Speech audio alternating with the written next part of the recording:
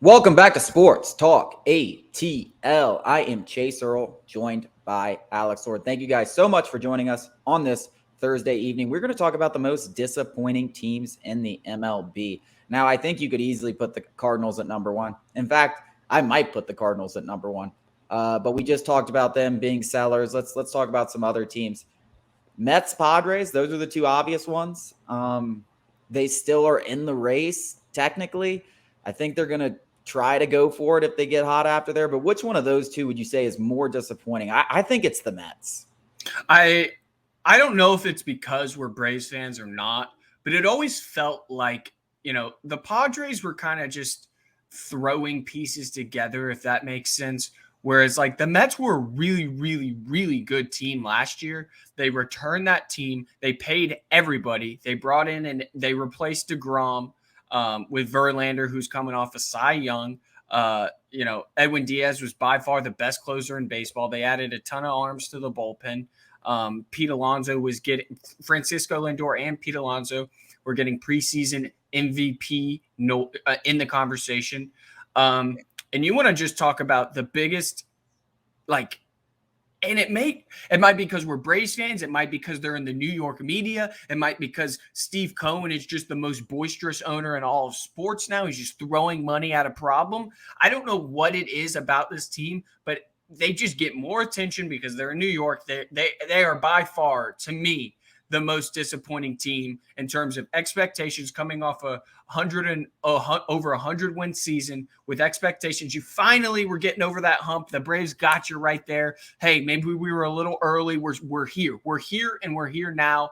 And you're not even close. That's the worst part, is you're not even close. You're 18 and a half games back, and you're losing to your division rival in embarrassing fashion, the team that just came back from you, and they look like they're building a dynasty. So whether they are the most disappointing, they certainly have to feel the worst if you're a Mets fan of any team.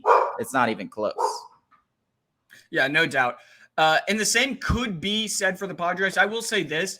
I don't watch the Padres as much, obviously, division-wise. But it feels also like the Mets are struggling more to be there for each other and go into games and want to. I know we're going to say the Padres are still having those same issues. I can see what you're saying there, but I think it's different in terms of star power. Like when you have the four superstars like the Padres, they have superstars. The ego is going to be bumping heads. The Mets don't really have superstars. They're just a bunch of guys. Francisco Lindor has proved but you have he's not that guy. Scherzer.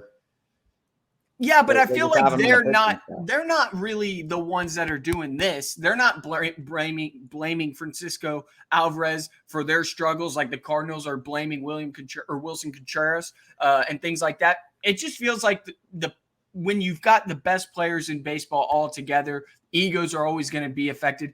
Let's just call it, outside of Verlander and Scherzer, which I still don't see them as the problem. It's just a whole team effort.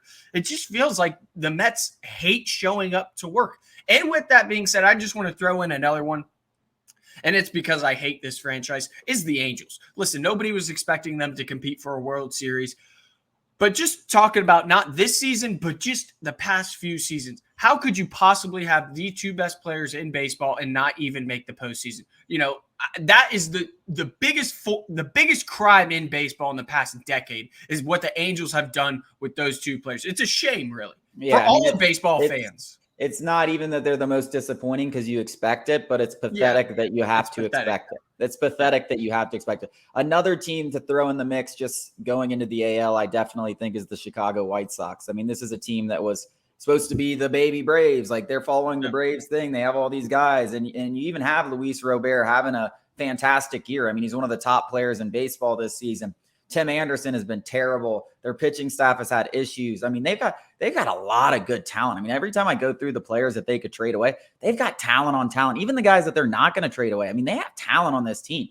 And that's just a team that's underachieved, and you see from the top down is just a mess. Because the talent they have on the field, they should win the AL Central, which is a pathetic division. Coming up after the break, we are going to talk about, I don't even know, I forget, but we are going to talk about it after the break.